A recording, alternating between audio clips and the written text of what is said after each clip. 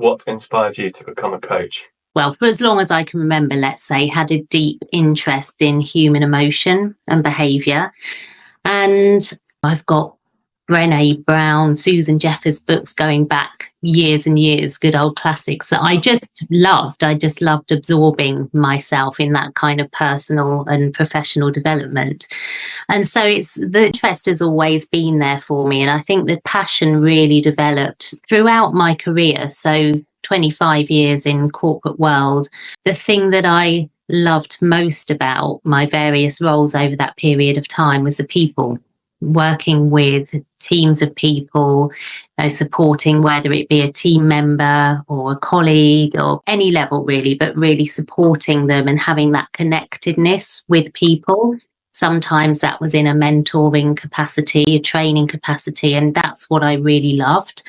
And so it was in the latter years of my professional career that I started asking myself the question, do I actually want to be in these roles for the next 20, 30 years, however long I need to continue working? And the answer was no, actually, I don't. I love the people aspect, but not so much the task-driven role aspects. So I actually started working with a coach myself to figure out if I was to transition into something completely different, what would that be? And we worked on, well, what am I truly passionate about? What really fulfills me? And that is what led me to exiting that world completely and then actually training to become a coach myself. Love that. You made your own fortune. Correct. Yeah. One of the things you get to help other people do, which is sort of make their own luck, as it were, right? And transition in different directions or make things happen in their life that they want to happen. And that's what I love. Supporting people with and helping people to do, because I work with so many ambitious individuals who actually feel stuck. They're not necessarily coming from a place of deep unhappiness, but they feel there's something more out there for them. And they're stuck in this current. Sometimes there's a feeling of, well, I should be progressing on the career ladder. I should be doing this. I should be doing that. Society expects me to be doing X, Y, and Z. But actually, that's not what fulfills me anymore. But I feel stuck where I am. So I love working with people to really unlock that stuckness and it's sort of raising the awareness that we can make changes if we really want to, and we do have a reasonable level of control. We can make those changes. And yes, it might be hard work, and yes, it might take some failures along the way, but we can get there. We really can. If we put our minds to it, if we're committed to it, if we invest in ourselves, then we can make those changes. There are things that are out of our control, admittedly, but even then, we can still work on how we respond to those things. Sure. And how we shape our reality, because how we respond, how we behave in certain situations, that creates our reality. So we can also change our responses to things as well. We can always change things. Absolutely. I love that. And I guess it links, doesn't it, with what we say about what we were just saying about luck, is that controlling our response to what happens around us can be part of what it takes to create our own luck or destiny. You had to make a transition and move from where you were to where you are now. I wonder what in that journey to become a coach, what was the greatest lesson you learned? Oh, well, I would say firstly that coaching's not a magic pill, although yes, I did have coaching to help me. It's not a magic pill. You still have to be committed to what you want to achieve. And I did put a lot of work into it, and it also took time. And I think I speak to a lot of people about chunking things down, because looking at the bigger picture can sometimes be too overwhelming. That bigger picture being, I want to completely change my career and do something totally different. That can feel like a big leap. But I chunked that down and asked myself, well, what's the first step? The first step is actually establishing where I want to be and getting an understanding of what that means to me.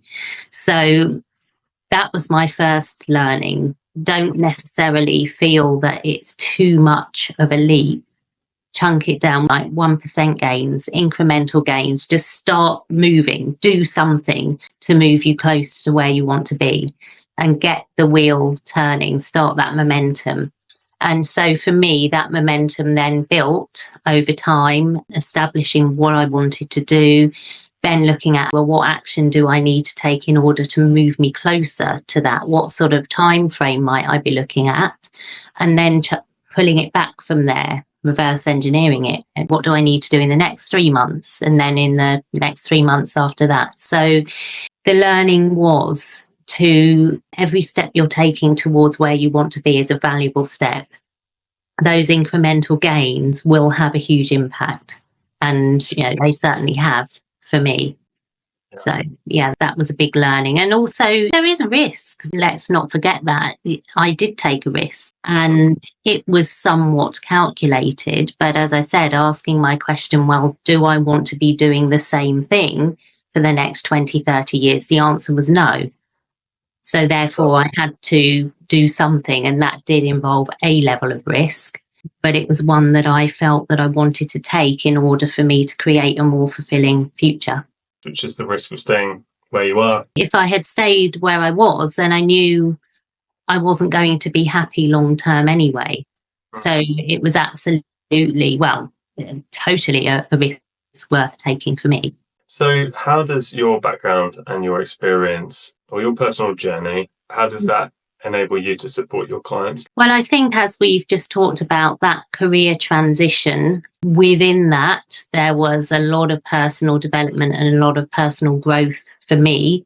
So raising awareness around what I truly wanted and what really fulfills me. And fulfillment can be very different from one person to the next. I think for some people, fulfillment can feel like striving for more and more. And I personally believe it's not necessarily about striving for more and more. Sometimes less is more, right?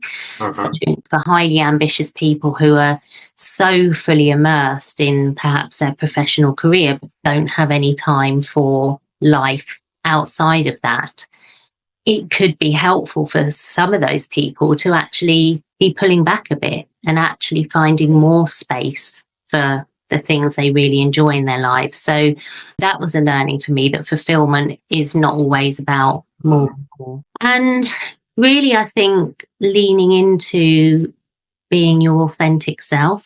So I did a lot of work around my values and what those values actually meant to me and what I would need to do to be more aligned with those values. Because the more aligned we are with our values, the more in flow we are, the more fulfilled life feels easier, right? And ultimately, we just want to be peaceful and happy. So another learning was my values. And I often do a values exercise with clients because I think it's really, values are valuable. And that helps. It can help with decision making as well. If, for example, you've got a choice in front of you, you can either do A or B. Well, you can ask yourself, does A move me closer to my value, or does it pull me further away? Does B move me closer or pull me further away? So it can be really helpful in decision making and choices as well.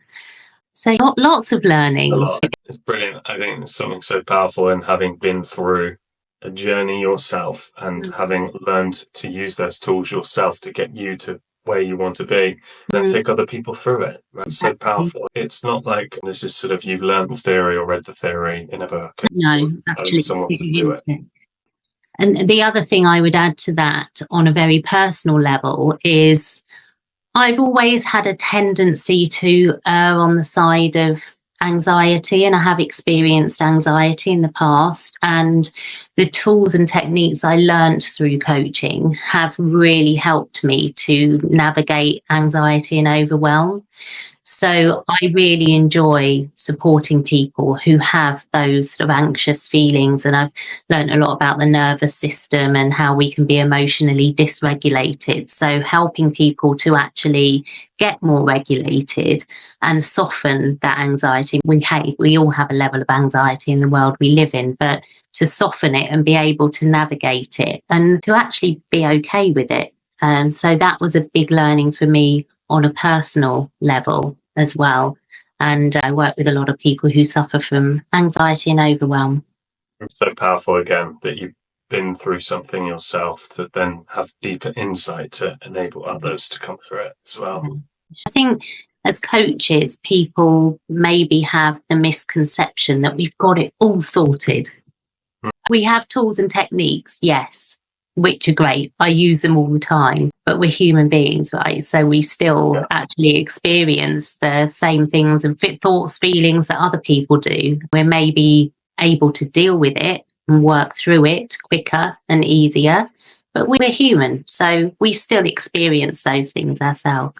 Because I guess coaching, just like life, is a journey. And personal development, life is a journey. So it never ends. It's a journey of growth and change and evolving, and perfect doesn't exist. So it's not about trying to get to perfect. It's about continuously getting better and continuously finding ways to make your life easier or more fulfilling or more enjoyable. It's funny you say that because I am a recovering perfectionist. Mm-hmm. And actually, I think now that I've got so much self-awareness, what I have learned, another learning, is that my perfectionist tendencies are probably what drove some of the anxiety.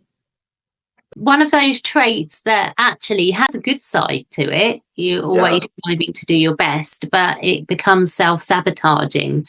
And if you then start beating yourself up about it, or procrastination as well, I think links quite closely with perfectionism, because sometimes feeling that you're not going to be able to do something perfectly can stop you doing it at all. So there's procrastination in there as well. But you're absolutely right. We love that. And that's good. I know, obviously, that within what you do and what we do, there's lots of things, there's lots of strands, and lots of different individual pieces that you support people with. But I'd love to know a lot of the challenges or the goals that really sort of excite you when you hear that someone wants to work on this. What are those things? I really love getting to the root cause of what is driving people's beliefs and behaviours. So, for example, if somebody comes to us and they say they want to heighten their confidence, that makes complete sense, top level. But actually, when you peel back the layers, what does confidence firstly mean to someone? Again, it's one of those things that can mean something different to one person versus the next. Why is that important? And what's important about that? What will heightened confidence enable somebody to do? So I like really digging into the root driver of what somebody is actually coming to coaching for. It's often, even in our own minds, we don't often dig down into why, or maybe what's preventing you from feeling confident in the first place is a really good question, because then you get into the deeper work of, well, maybe, I don't know, as a child, I always felt I wasn't good enough and I've carried that through. And coaching is absolutely not about digging into the past, but there are things that are relevant, stories that have become even subconscious in our minds that we've carried through into our adult life that do impact us personally and professionally. So I love uncovering that sort of stuff. Yeah. And as I said, it is personal and professional, because often those barriers, they just come inherent. So we carry them with us. And it's not to say that we can negate them entirely, or even that we want to negate them entirely, but we can certainly bring those subconscious thoughts and feelings to the surface and ask ourselves, well, what do we need to do with them? How can we actually maybe reframe them, with them, work through them, whatever it may be, so that we can actually progress and not have those things holding us back anymore. That's very sad. It's where I guess such powerful and long-term change lies, right, in doing that work. And again, it's similar to people who might feel stuck in their careers. We can all also feel a bit stuck in our own skin and often say, oh, well, that's just the way I am. Well, yeah, it is. But with some elements, it doesn't have to be. Sure. So again, we do have the ability to make changes if we're committed to doing so. So if someone was considering trying coaching, I would love to hear the unfiltered version of what you would like to say to that person. I don't doubt that it will work for you because coaching will have an impact. Mm. It's a bit like when you sign up with a personal trainer. It takes commitment. It does take a level of investment. It does. And the personal trainer can't actually do the work for you. You've got to do the work. But you know that if you do it, it can't not have a positive impact. It's got to be better than not going to the gym at all. Having a personal trainer is another level up from that. It's even better. They'll help you hold yourself accountable. And coaching is very similar. But you have got to be committed to it in the first place. And if you are, it will, without a doubt, have a positive impact on yourself. So I would say, well, don't doubt it.